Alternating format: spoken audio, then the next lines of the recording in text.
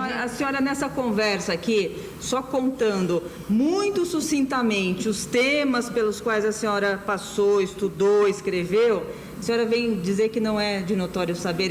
Eu entendo que, eventualmente, se a senhora não tivesse sido uma boa diretora, veja, se a senhora não tivesse sido uma boa diretora, se não tivesse toda essa bagagem jurídica, intelectual, poderia ter sido a primeira mulher diretora da faculdade, mas não teria a projeção que a senhora mesmo reconhece que veio daí. Mas veio muito por esse título, sabe, Maria?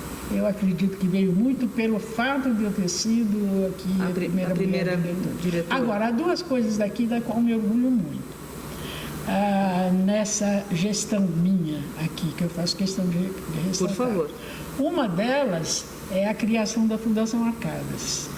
Eu ia perguntar exatamente, eu ia comentar justamente que esse vídeo... Então nós vamos chegar lá daqui a pouco na Fundação Arcadas.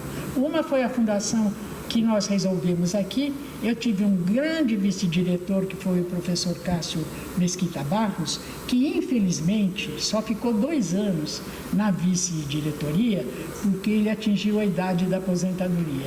Aí aos 70, que era aposentadoria compulsória, ele teve que se aposentar. E ao se aposentar, tivemos que fazer uma nova eleição, e nessa nova eleição foi eleito um outro vice-diretor, que foi um professor de Direito Internacional, matéria da minha predileção, que era o professor Guido Soares, Guido Fernando da Silva Soares. Então eu tive 2 vice-diretores, né?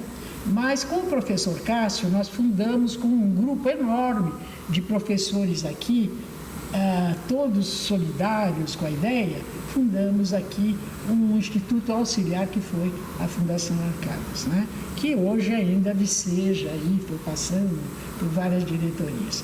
E um outro empreendimento do qual me orgulho também foi o renascimento do museu da faculdade. Porque a faculdade tinha, em tese, um museu que ficava a cargo do vice-diretor, mas que não fazia nada. Era um museu estático, vamos dizer assim, né? Ele se resumia a uma coleção de ex-diretores, pinturas de ex-diretores que ficavam na sala da diretoria, não era nesta sala. Era na sala da diretoria, por toda a volta nós tínhamos esses diretores desde o início nos olhando. E mais algumas outras coisas, né? E também algumas coisas que estavam no nosso arquivo, que nós temos um arquivo na faculdade com toda a nossa memória histórica, né? Mas esse museu, ele existia em teoria, ou nas paredes só. Ele não existia como uma entidade atuante, né? E nós tínhamos aqui, na sala em que está instalado o museu, era a sala do vice-diretor. O vice-diretor nem usava, quase nunca usava, nunca estava aí, não permanecia na faculdade obrigatoriamente. Então era uma sala mais ou menos inútil, que precisava de reforma, com móveis antigos, um assoalho antigo e assim. Aliás, nem era assoalho, era um carpete que cobria um maravilhoso assoalho que nós recuperamos. Mas aí eu tive a felicidade de coincidir a minha posse com o lançamento de um livro fabuloso, que é um livro sobre a faculdade, que foi escrito pela Heloísa Barbuí. Um livro que conta toda a história da faculdade, etapa por etapa, pessoa por pessoa, e ele foi lançado com patrocínio da BMF, foi lançado na minha posse, no dia da minha posse.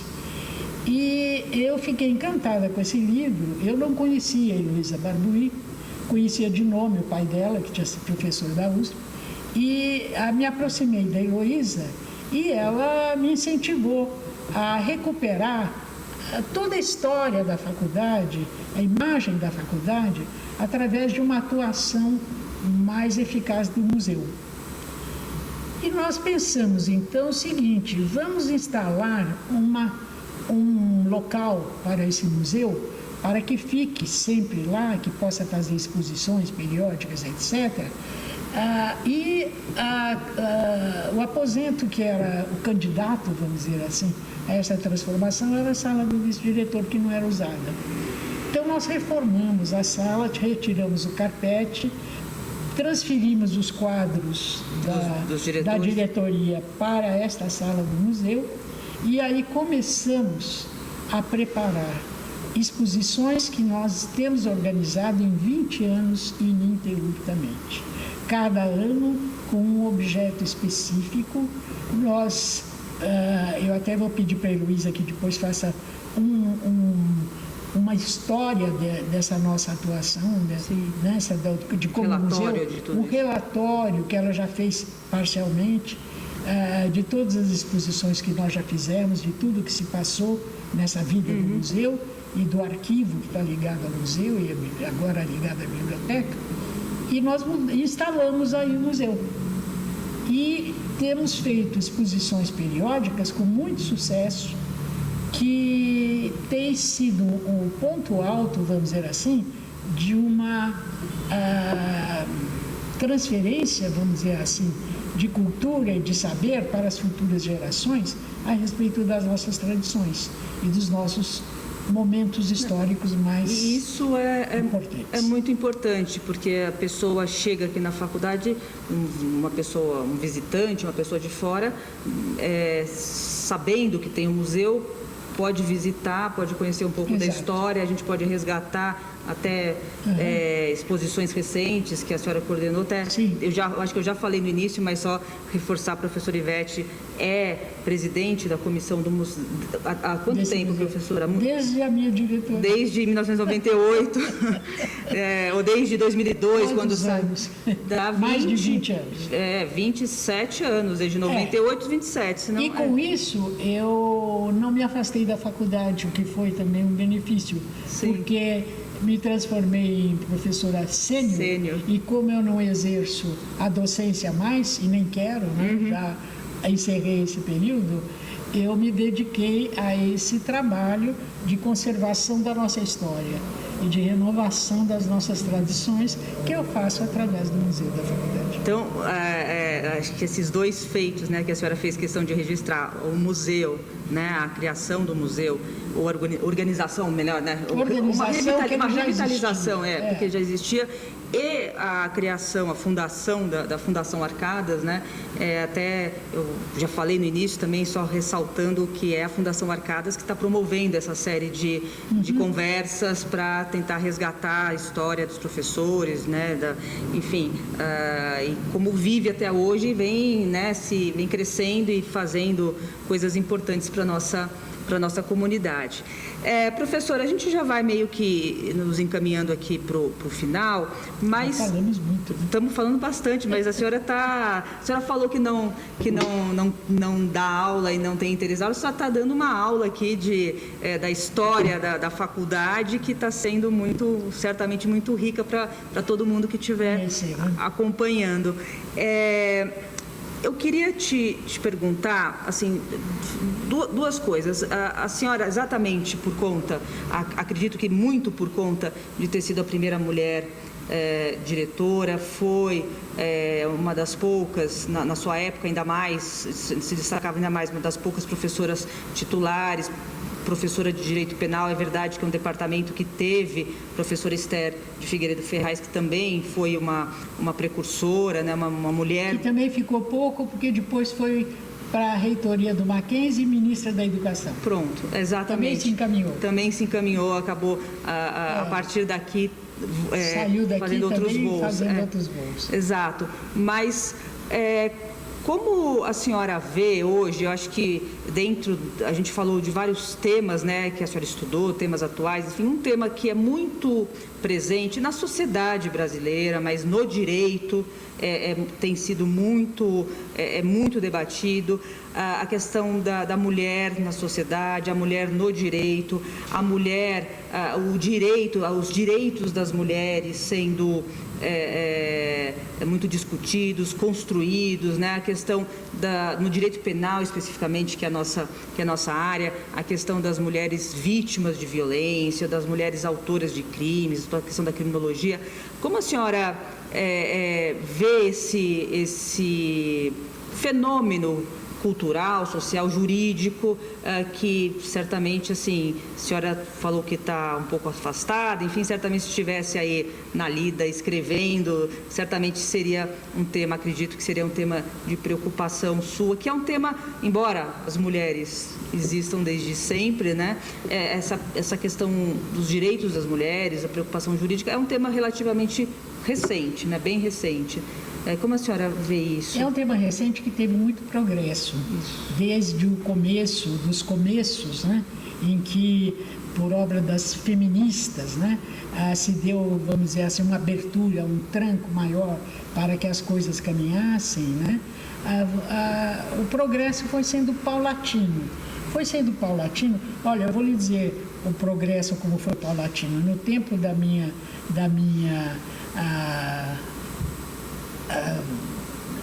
permanência aqui na faculdade, como graduação e mesmo depois, o Tribunal de Justiça não admitia mulheres. Sim. O de São Paulo. Sim. Já existiam outros tribunais em que as mulheres tinham acesso. E o Tribunal de Justiça não existia. E eu, como professora, já era professora aqui, uma vez, na década de 70, tendo feito amizade por questões de política, da familiar, etc., do presidente do Tribunal de Justiça de São Paulo, que era o doutor Gentil do Carmo Pinto, cuja mulher ficou minha grande amiga, fizemos grandes programas juntos, musicais e tudo mais, mas um dia eu perguntei a ele, eu já tinha mais intimidade, falei, doutor Gentil, mas por que o tribunal não aceita inscrição de mulheres, não abre para as mulheres, não abre mulher para as mulheres, não existe nenhuma desembargadora? Não, imagine, não é por problema de preconceito, é que elas não conseguem ingresso, não conseguem passar. Não tem capacidade. Conseguem fazer professor titular aqui, conseguem outros cargos de relevância, né? Já existiam outros cargos de relevância em muitos outros setores e não conseguem entrar num concurso do Tribunal de Justiça, né? Não é possível que isso seja verdade. Mas logo depois eles começaram a abrir. Foi uma abertura, vamos dizer assim, progressiva. O tribunal foi um dos últimos redutos. A área trabalhista já tinha mulheres em nível já de judicância, mas o Tribunal de Justiça de São Paulo não tinha, foi um dos últimos a permitir o ingresso das mulheres.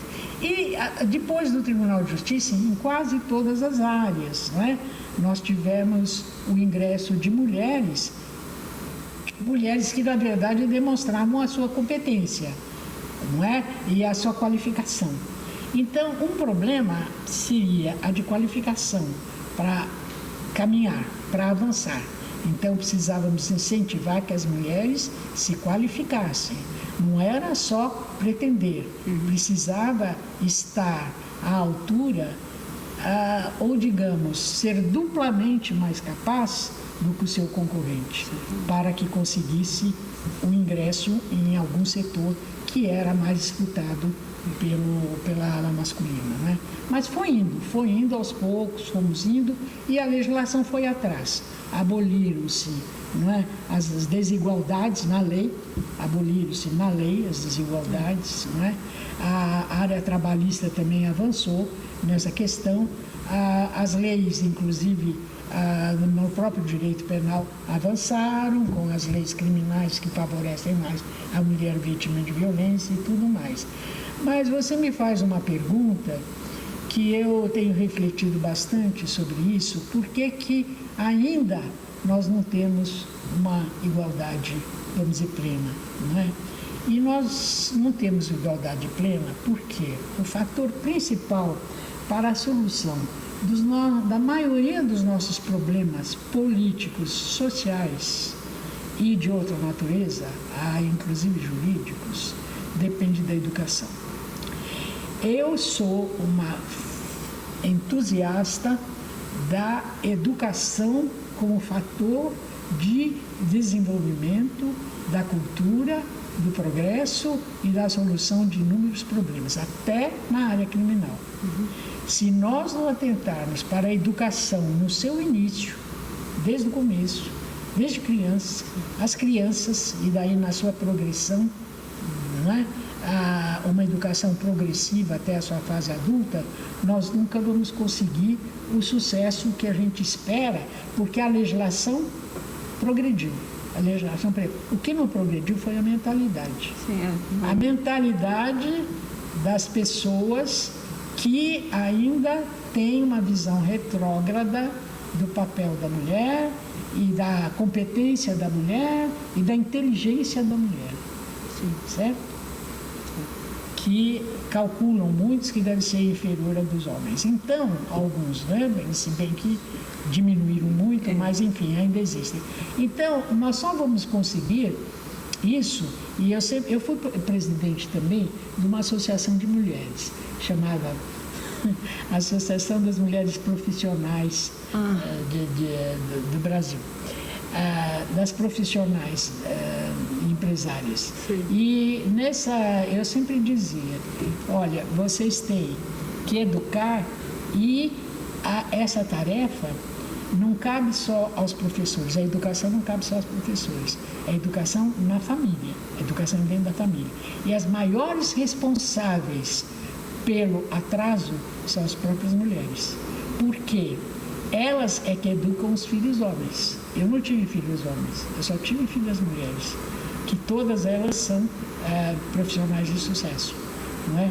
Mas se eu tivesse filhos homens, eu teria uma outra preocupação, que era justamente inculcar nele essas questões da igualdade, sim, essas questões da importância da mulher e da competência da mulher desde o princípio, desde o começo, desde pequenos, certo? Porque eles vão crescendo, se não forem educados, eles vão crescendo com todos os preconceitos, certo? As ideias preconceituosas. As pessoas repetem aquilo que vem em casa. Repetem o que vem em casa. Então, a educação familiar é um fator importantíssimo. E pela educação, você conseguiria reduzir até a própria criminalidade, porque você formaria profissionais que não precisariam se direcionar muitas vezes ao crime. Ou então, né, não vamos só atribuir a falta de educação, o ingresso na criminalidade, mas inculcaria nessas mentalidades valores essenciais de convivência social, né, para que ele se inserisse no meio útil, no meio social, no meio útil, numa profissão, e não precisasse se encaminhar erroneamente, né, ao crime como solução de vida. Então, eu acho que nós temos uma responsabilidade muito grande de fazer com que a educação nesse país progrida, melhore e cuide desse aspecto, que é a valorização da mulher como integrante da sociedade através da educação formal e da educação familiar. Sem dúvida, professora. E uma última abordagem ainda sobre essa questão de gênero, para a gente... assim, a senhora é uma mulher que fez toda a carreira. A senhora comentou no início sobre a sua situação em Paris, quando teve a filha. Então, a senhora teve que abrir mão de concluir, sim, o doutorado, e o seu marido concluiu. A senhora, sim, era responsável pelos cuidados da criança. Enfim, olhando a sua história, a senhora teve 4 filhas. A senhora tem netos e netas? Tenho 10 netos. 10 netos. E um bisneto. E um bisneto. Pois é, olhando tudo isso, olhando assim como foi o seu papel de mulher na sociedade, o papel das suas filhas, das suas netas, enfim, a senhora é otimista? Eu sou otimista sim, porque eu acho que pela educação, uma parte pela educação e uma parte porque a mulher está mais consciente, sabe? inclusive do seu papel e da necessidade que ela tem de conciliar uma vida familiar e uma vida profissional, que foi o que eu procurei fazer, certo?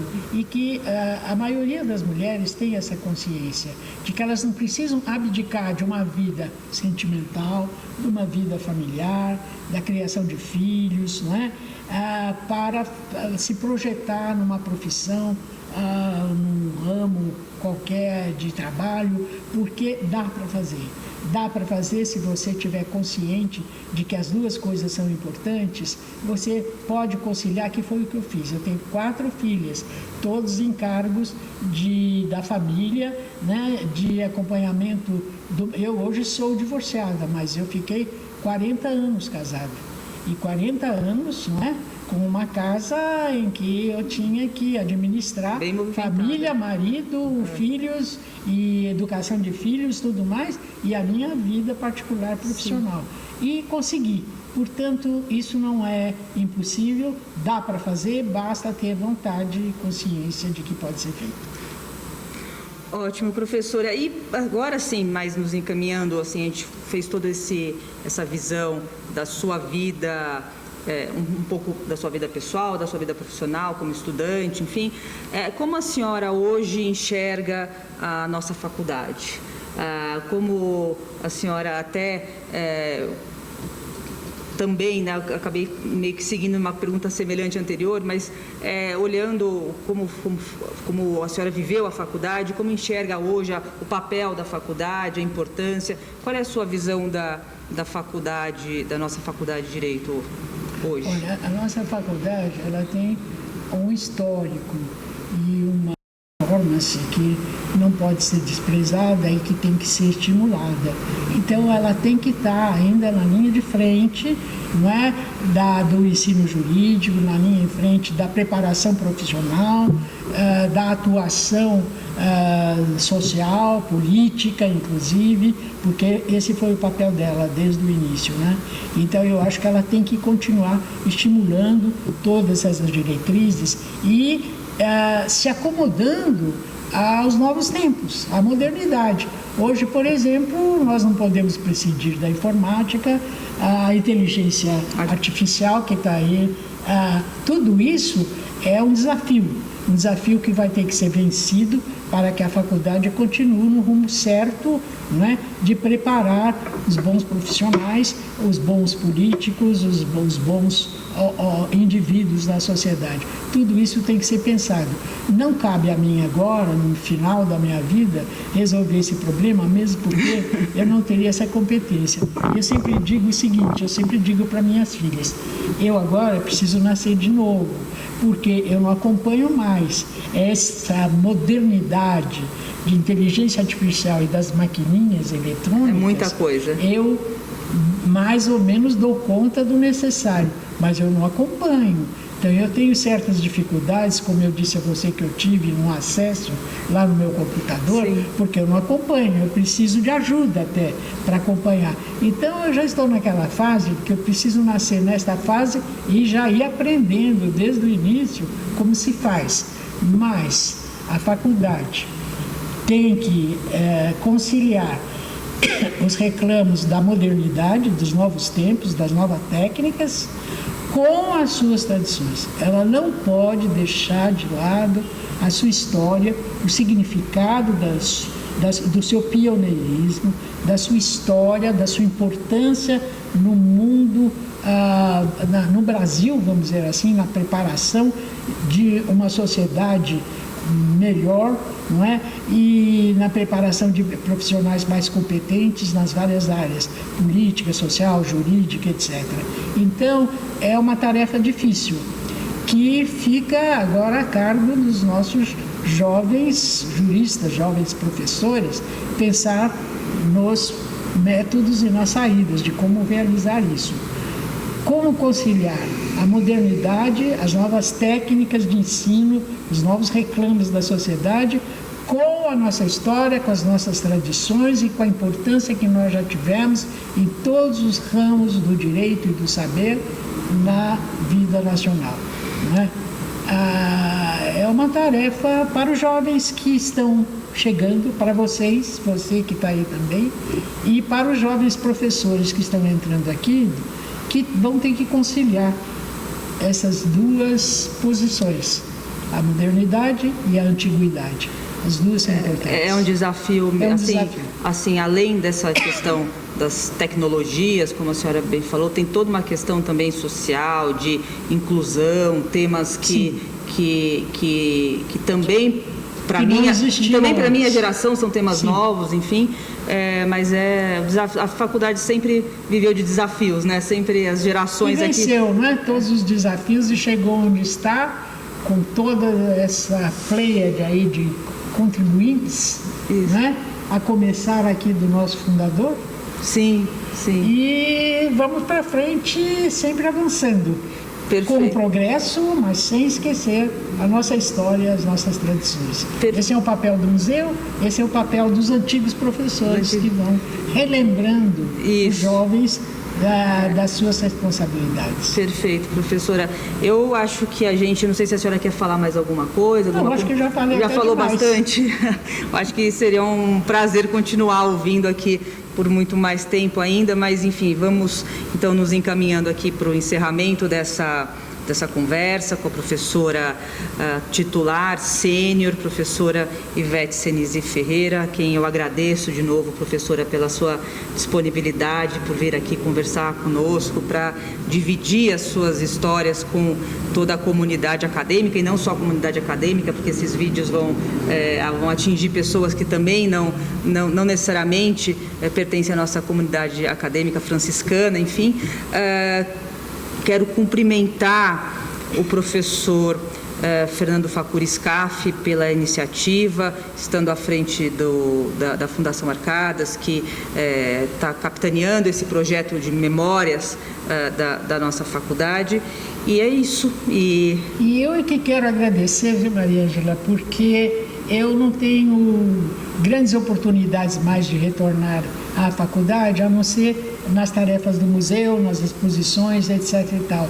Mas eu continuo atenta à atuação da faculdade, não conheço mais a maioria dos professores, mas agradeço muitíssimo, tanto o professor Scaff quanto você, por essa tarefa que vocês tiveram, né, por esse projeto que está em andamento e pela tarefa que você teve aqui de vir me ouvir recordar um pouco da minha vida, um pouco da minha passagem por aqui e me dar essa oportunidade também de reavivar minhas lembranças, que a gente vai acabando esquecendo a maioria das coisas porque passou, as coisas que aconteceram, algumas boas, a maior parte boas, as más a gente enterra, as boas a gente relembra, e foram muito boas as minhas memórias da minha passagem por aqui.